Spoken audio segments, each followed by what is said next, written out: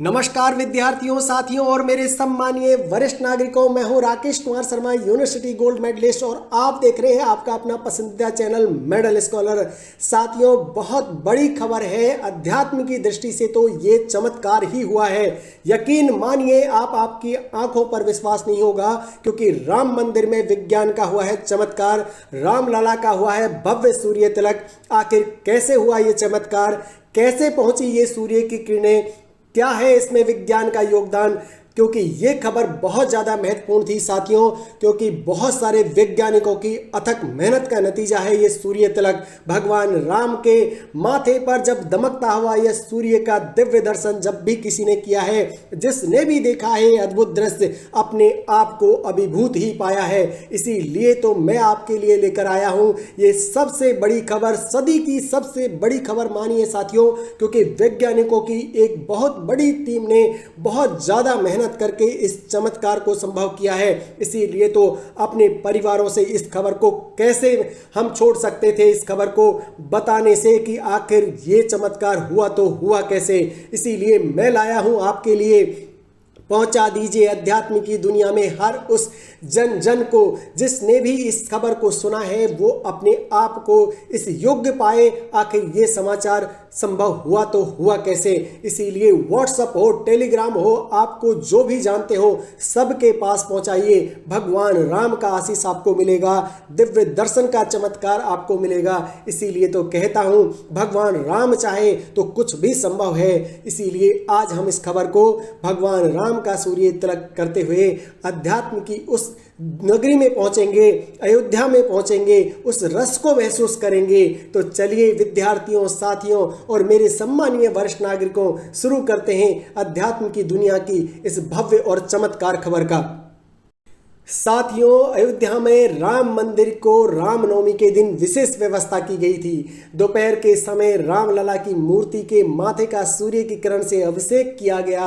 यकीन मानिए, उस दिव्य दर्शन को जिसने भी महसूस किया उसका जीवन धन्य हो गया।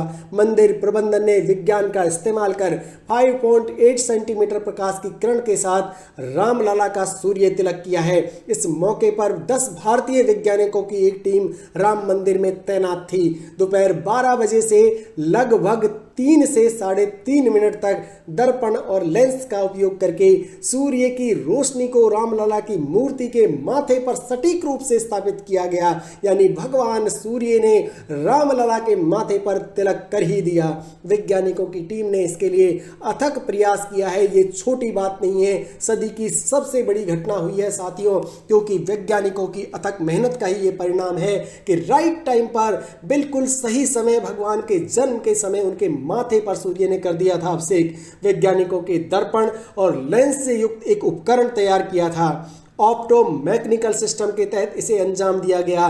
जो भी विद्यार्थी हमसे जुड़े हैं वो याद रखें इसको, आने वाली एग्जाम्स में ये प्रश्न आपके लिए बन सकता है कि भगवान राम के माथे पर जो तिलक हुआ वो किस सिस्टम का नतीजा था। ऑप्टो मैकेनिकल सिस्टम के तहत इसे संभव किया गया।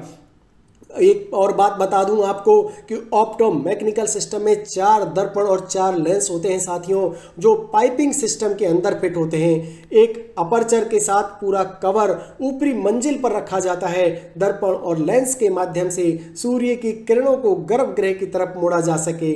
उन्होंने बताया, अंतिम लेंस और दर्पण पूर्व की ओर मुख किए हुए श्री राम के माथे पर सूर्य की किरणों को केंद्रित करते हैं। सूर्य की किरणों को उत्तर दिशा की ओर दूसरे दर्पण की ओर भेजकर प्रत्येक वर्ष रामनवमी के मौके पर सूर्य तिलक बनाया जाता है। पाइपिंग और अन्य हिस्से पीतल का उपयोग करके बनाए गए हैं। और मैं बता दूं आपको, दर्पण और लेंस की क्वालिटी भी काफ़ी उच्च रखी गई है, जिससे ये लंबे समय तक टिके। पाइप के अंदर की सतह को काले पाउडर से रंगा गया है, जिससे कि सूर्य का प्रकाश बिखरने नहीं पाए। सूर्य की गर्मी की तरंगों को मूर्ति के माथे पर पड़ने से रोकने के लिए एक इंफ्रारेड फिल्टर ग्लास का भी उपयोग किया गया है। इस टीम में CBRI रुड़की और भारतीय खगोल भौतिकी संस्थान IIAP बेंगलुरु के वैज्ञानिक भी शामिल हैं, क्योंकि वैज्ञानिकों का मेहनत से ही ये संभव हो पाया है। इस टीम ने सौर ट्रैकिंग में स्थापित सिद्धांतों का उपयोग करके मंदिर की 3री मंजिल से गर्भगृह तक सूर्य की किरणों का सटीक संरेखण करके व्यवस्थित कर दिया।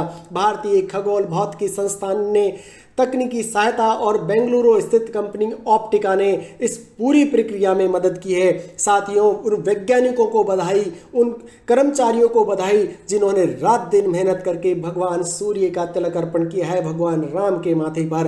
तो आशीष तो आपको मिलेगा, क्योंकि भगवान राम की ये कथा आपने सुनी है, भगवान राम का समाचार आपने सुना है, जन जन तक पहुंचा दीजिए साथियों। और आप भी अब करिए भगवान के उस रूप का दर्शन। तो चलिए मैं वो रूप आपको दिखा देता हूं जिस समय भगवान के माथे पर सूर्य ने किया था अभिषेक, क्योंकि इस दिव्य दर्शन को आप पाकर के धन्य हो जाएंगे। और पहुंचा दीजिए हर उस सीनियर सिटीजन तक इस खबर को, क्योंकि वो भी तो आनंद पाएं इस खबर का। भगवान राम के चरणों का चरणामत, उन्हें भी तो आशीर्वाद के स्वरूप मिल सके। और आप जब इसे भेजेंगे तो यकीन मानिए कोई ना कोई सुखद समाचार आपको जरूर मिलेगा, क्योंकि भगवान राम की कृपा आप पर होगी। तो चलिए साथियों, दर्शन आखिर आपको करा ही देते हैं उस दिव्य और अद्भुत स्वरूप का। साथियों, आनंद से आनंद लीजिए भगवान के इस रूप का, क्योंकि इस रूप का जिसने भी दर्शन कर लिया वो अपने आप को धन्य मानता है। इस युग में भगवान राम के माथे पर सूर्य का तिलक होते हुए देखना स्वयं को गौरवान्वित करने जैसा है। साथियों, दिव्य रूप को निहारिए, भगवान के माथे को सुशोभित करता हुआ सूर्य को देखिए और देखिए इस अद्भुत दृश्य को जो वैज्ञानिकों ने चमत्कार स्वरूप भारतीयों के लिए दिया है। हम सब भारतीयों को गर्व करने का दिन है। एक तो भगवान राम का मंदिर बना है, ऊपर से भगवान सूर्य ने आज उनको अपना अर्पण सब कुछ कर ही दिया। जब सूर्य का तिलक भगवान राम के माथे पर हुआ और जिस भी भक्त ने इस दृश्य को देखा, इस तस्वीर को देखा और आज आप देख रहे हैं, यकीन मानिए आपने कोई शुभ कर्म किया होगा, तभी आप इस वीडियो तक पहुंचे हैं। आपकी हर इच्छा पूरी होगी, क्योंकि भगवान राम ने आपको आशीर्वाद दिया है। अब जरूरत है तो भगवान के इस दिव्य रूप को जन जन तक पहुंचाने का है। ऐसा कोई भी व्हाट्सएप नहीं होना चाहिए जहां पर इस भगवान के इस रूप को हम पहुंचा ना पाए, क्योंकि उन्हीं का दिया हुआ सब कुछ है, उन्हीं का आपको आशीर्वाद है, तभी तो आप यहां तक पहुंचे हैं। तो चलिए, आज मैं सब्सक्राइब के लिए आपके लिए नहीं कहूंगा, कोई रिक्वेस्ट नहीं करूंगा, क्योंकि भगवान का दिया हुआ ही सबको मिलता है। उन्हीं के आशीर्वाद से आप यहां तक पहुंचे हैं, तो सब्सक्राइब तो आप कर ही लेंगे।